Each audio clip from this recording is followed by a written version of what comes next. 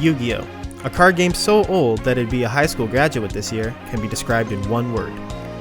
Huge. Constantly being expanded on with new sets almost every month, no set rotation, and a pool of over 10,000 cards, players are able to devise decks of their choosing by pulling them from the vast ocean of unique cardboard elements to help them create different combos and plays to get them an edge in their games. But what about those who don't know the abilities of cards that were printed before they got into the game? Having such a huge arsenal can be overwhelming for the average beginner whose toes are barely in the shallow end of the Yu-Gi-Oh card pool, and can even turn some people away from the game. That's where we come in. I and two friends will be building and using decks out of cards that come out of only one set. Wondering how that will work? Well, here it is. Step 1. Choose a recent set. Step 2. Each of us will choose an archetype to build out of that set. Generic cards will be split evenly between all of us. Step 3. Open 3 boxes of that set. Step 4. Each of us will build a deck of our chosen archetype with the cards pulled. And Step 5. Play a double round robin. Once all the games are done, points will be rewarded to the first and second place players, while the third place will receive 0. These points will accumulate throughout the season, and whoever has the most at the end of the season will get to choose one of the decks they use throughout the year and get it as a prize. Each time we open up a new set, the decks will be reset, meaning that we will only be able to use whatever cards we pull next. Alright, with the ground rules set and ready to go, it's time to play Out of the Box. What is up, everybody? Welcome back to the channel. Welcome to episode 2.1, 2.2, and 2.3 for Out of the Box. Today we are doing the deck profile. So what have we cooked up with the random mass of cards that we pulled in the 4 boxes?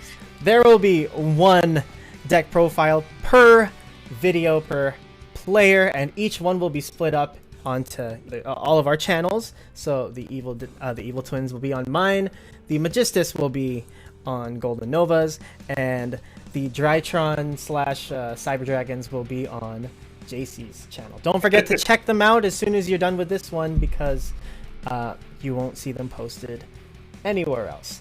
Anyway, how are you guys doing, and how was the deck building process for this particular format?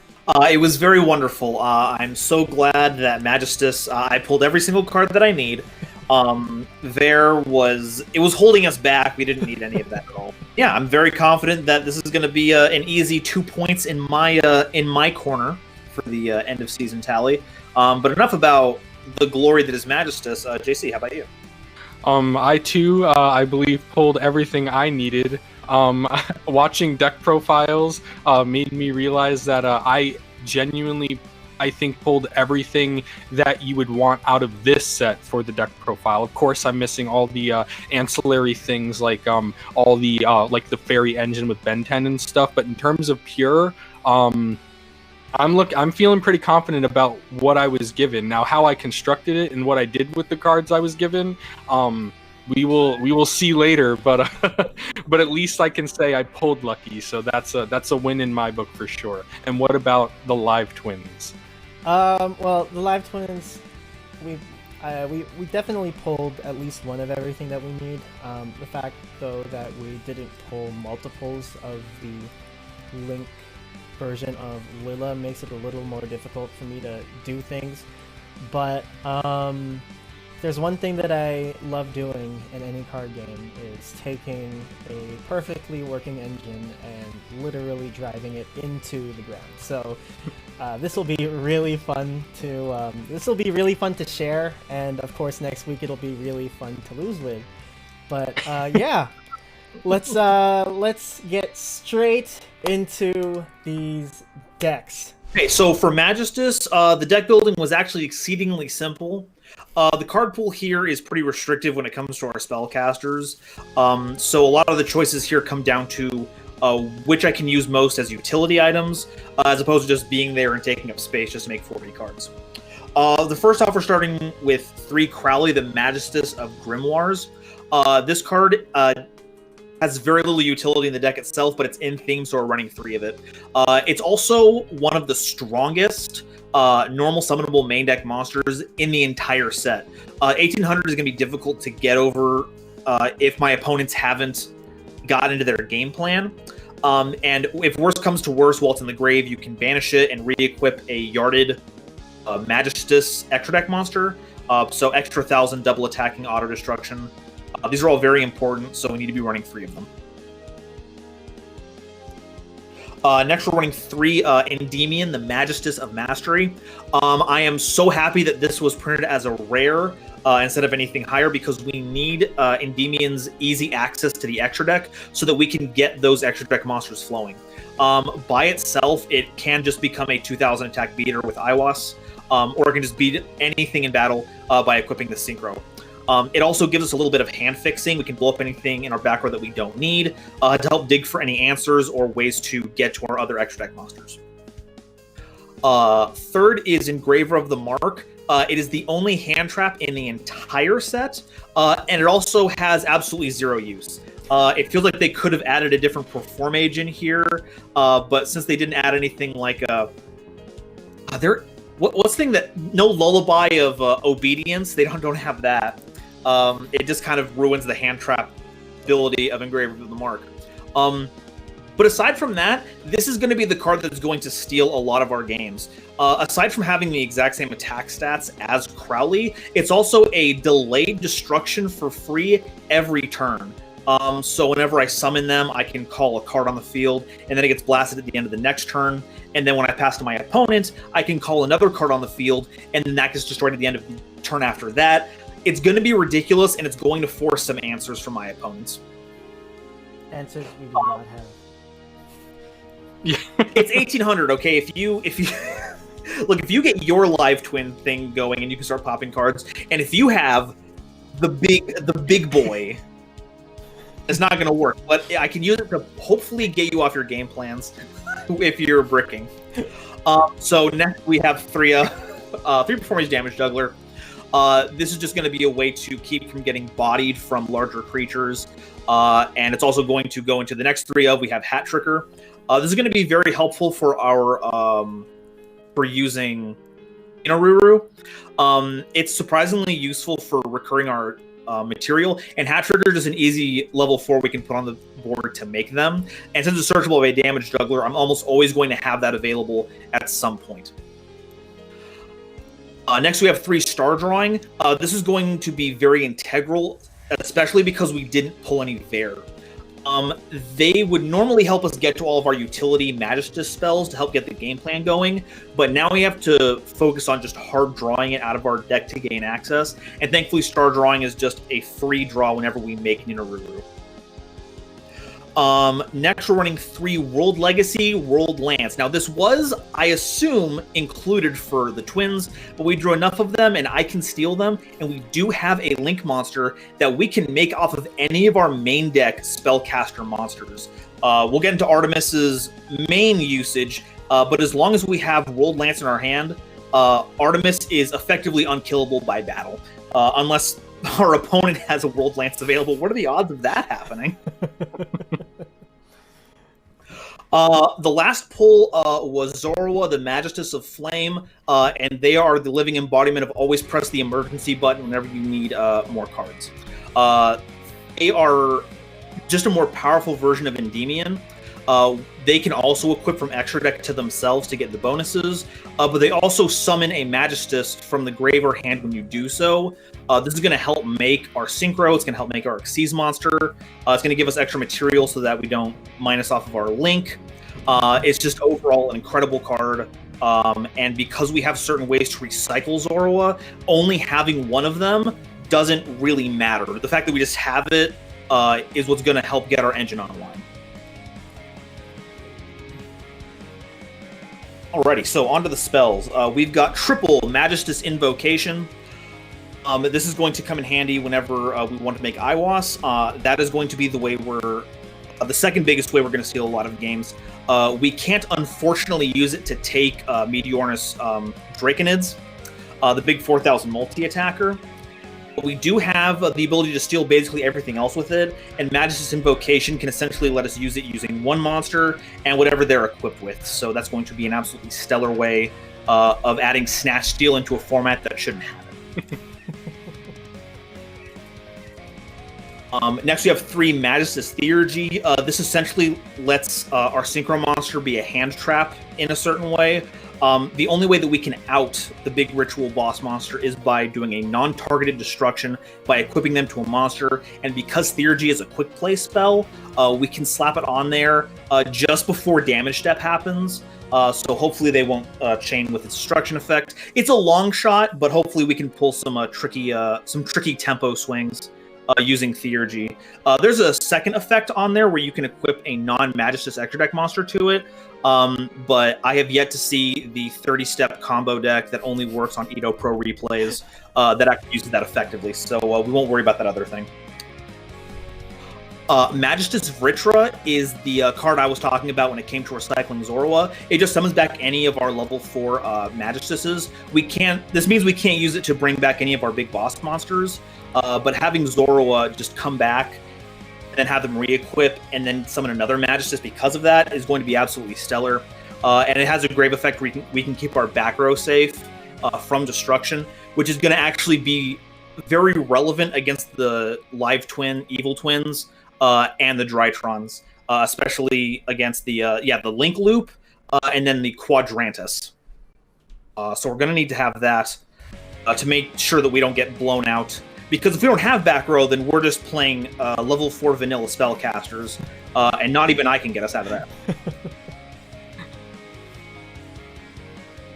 that. Next, we're playing 3 Book of the Law. This card is absolutely garbage in this format. I wouldn't play it if I could, but we did get Alistair the Invoker of Madness as one of our ultra rares. I'm not upset about that at all. I'm just greatly disappointed.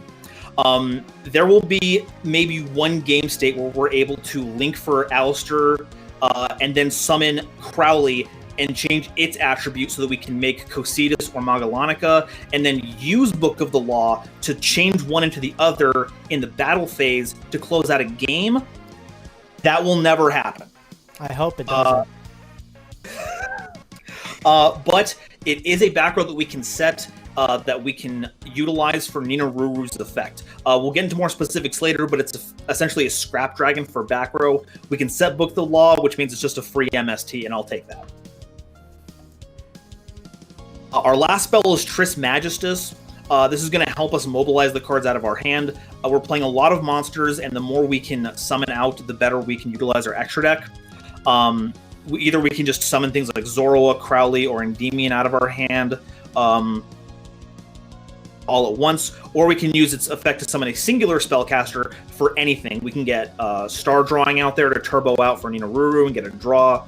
We can get Engraver of the Mark to supplement a field that's already pretty strong, and then just start popping cards. Then it's also just protection while it's on the field. It's going to be integral to our game plan. And if I'm not seeing it every game, then I might have a situation, but I have the heart of the card, so I don't have to worry about that. All right, JC, you know what to do. The second you see this thing on the field, just blow it up. Now I'm looking at that Book of the Law as my main target. And our last main deck card is going to be 3 Bottomless Trap Hole. If I don't see this at 3 on everyone's lists, I'm going to be very concerned for everyone's deck building prowess. It's going to be absolutely fantastic against all of us. It hits all of the Drytron Ritual monsters. It hits both of the Evil Twin Link monsters. And thankfully... Thankfully, that was the wrong word. It doesn't hit Endymion, but it hits everything else that we have. We have to be very careful about using Zorua because they're 15. They flip a Bottomless and we're out of the game. If we start with the Crowley and they Bottomless it, we're going to lose a lot of tempo. So I am going to use reverse psychology to make sure that no one else has this in their deck list by saying how obvious it is. Because they'll know that I'm tricking them by telling them that I'm tricking them. Actually, you can't bottomless the Evil Twin Links because they're only 1100. Wait, I thought there were 15. No, they're 11. Okay, well then never mind. I've Oh, no. outed myself as being completely all of my all of my bluster is not. Yeah, but I mean, with 1100, what are you gonna do, right? So it's kind of it balances out. Anyway, That's fair. I can normal summon a. I even forget what Star Drawing's attack stat is, but I can summon an Engraver of the Mark, and just turn off. I can just unsubscribe to the evil twins, and I'll be fine. all right. Okay, so extra deck. Running 2 copies of Iwas, the Magistus Spell Spirit. I don't know who in R&D was the mad person who designed this, but I want to shake their hand. With Magistus Invocation, it's going to be absurdly easy to put this on the board, and it's just a quick effect Snatch Steal, while also giving them an Axe of Despair. So they'll be even stronger than what they normally were. Even if I don't have any good targets for it, it's still got a huge defensive stat. And even if I don't have anything to steal, I can just equip it out of the extra deck to one of my own monsters. It only stops the activation of effects of monsters that I steal. If I put it on my own Magistus, I still get all the gravy effects while also having a ginormous Endymion, just like Pendulum players have always asked for.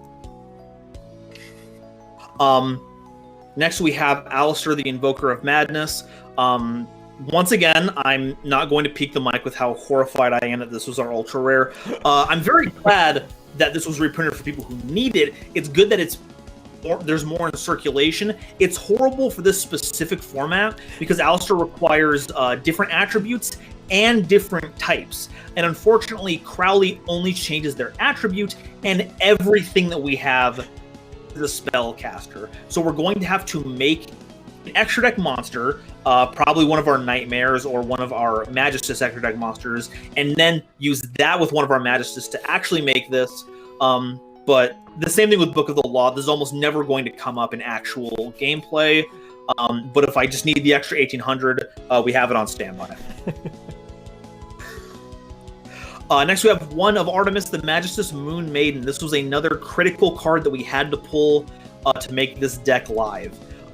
You can link summon with any of our main deck spellcasters. Its materials are very generic, and it's just a search basically every turn as long as we can keep it in circulation. This will mean that we'll usually have Crowleys that we can use to push for damage. We'll be able to find Zoroa really easily with it. And we can use the effects to equip from the grave to keep getting it back. Not integral to closing out games, but it will be integral to getting our engine going. It's also immune to Bottomless. It's also immune to Bottomless. Thank you, Raw.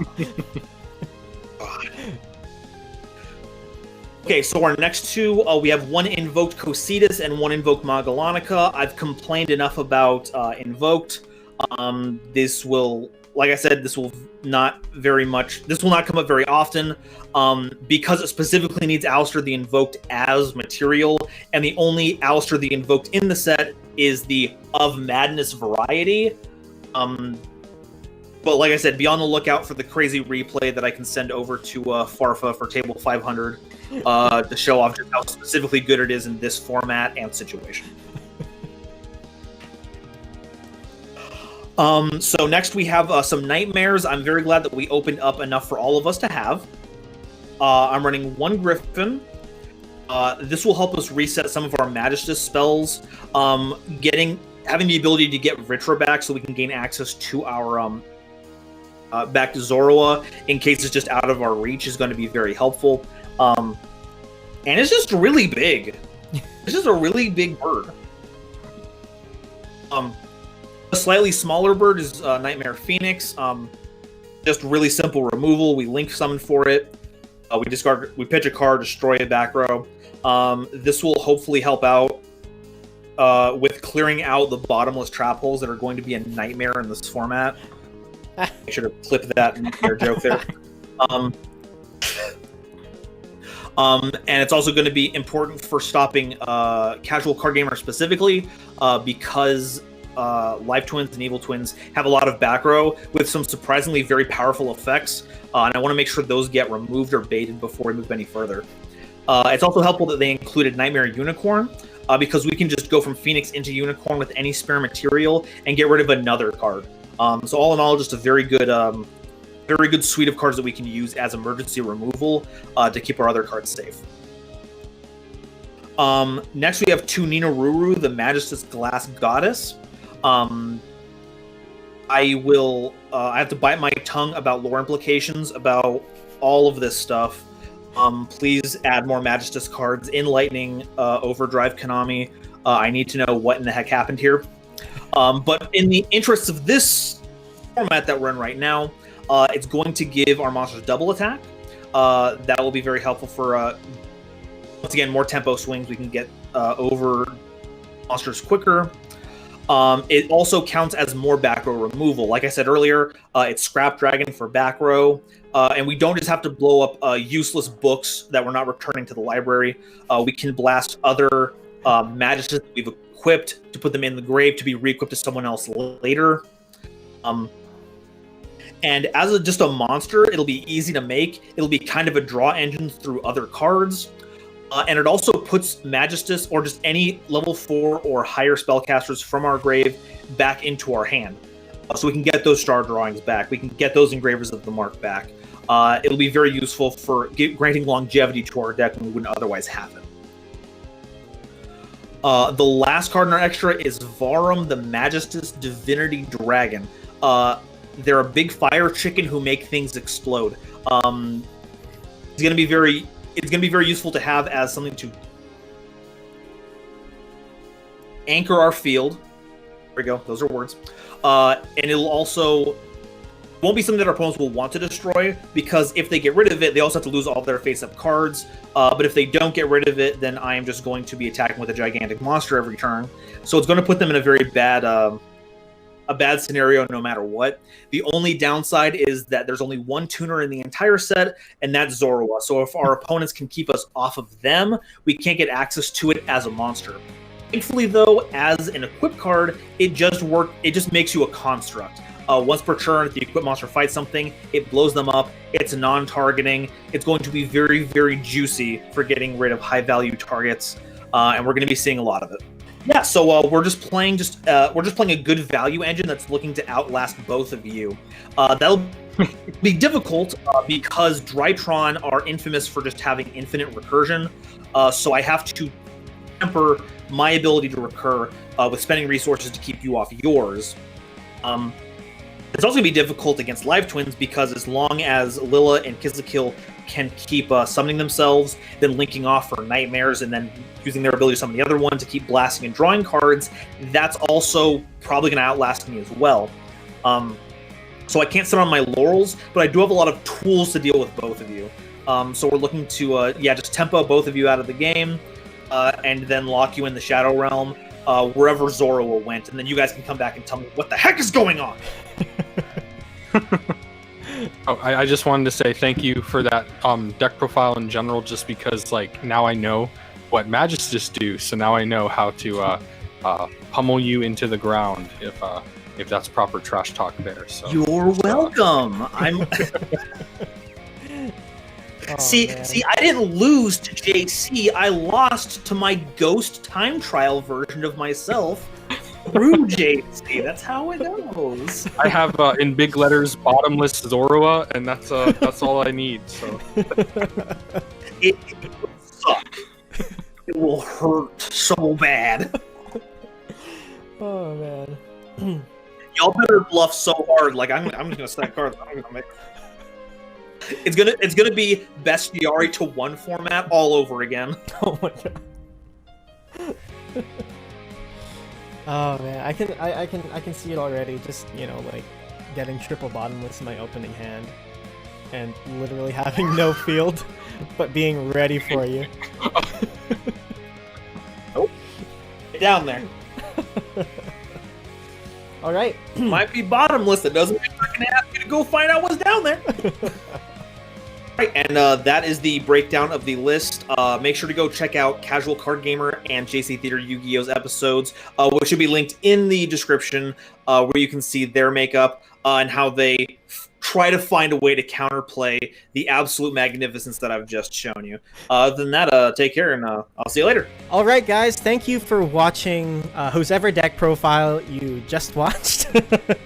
Links to the other deck profiles of the series will be in the description. If you guys want to check out the open phase of the series, don't forget to check that out on my channel. But before you do that, don't forget to subscribe and like and follow and do all of that nice stuff to help us have that extra boost into the new year. And guys, after watching all three of our deck profiles, how much more confidence or how much more dread do you feel going into next week's games? I am now absolutely terrified. I've done a complete 180 on my ability to win this tournament. I can't bottomless casuals, ace monsters, and I'm never going to draw World Lance against Draconids. This is basically a wash for me. I'm sorry, guys. My biggest thing was saying my deck profile out loud made me feel bad about my choices of what I put in, as opposed to seeing what you guys chose. I'm feeling not hesitant, but like I feel weird being the only one not including any copies of World Lance, but I figured my Link monsters are more for their utility quickly, and I'm not going into them ever for like staying on the field. You know, they're not here for a long time or anything. So I still stand by it, but it does feel weird. I feel like I definitely have the I don't know, I guess we all have bottomless in common, which makes me feel glad that we all are capable and smart human beings. That's the biggest thing that I learned from this year. So what about you? Yes, we all have elementary cognition to put to put bottomless inside our decks. But I have object permanence. This cardboard, however, does not. Whee! Oh my god. I'm nervous and really excited to see how the games play out, because one thing that they say a lot in martial arts, which is something that is in a bit in my background as well, is anything can happen. So even a favorite can get knocked out. So hopefully JC's hubris is large enough for us to make a dent, for me to go at least 1-3 in our double round robin for next week. But spirit. But anyway, guys, don't forget to catch us next week for the games. We won't have any special guest commentators on because it is really close to the holidays, and I personally don't want to bother anybody besides these two, because they're contractually bound to do it. But that is it. And don't forget to subscribe to all of us, like I said earlier. And yeah, you guys are now out of the box. Ooh.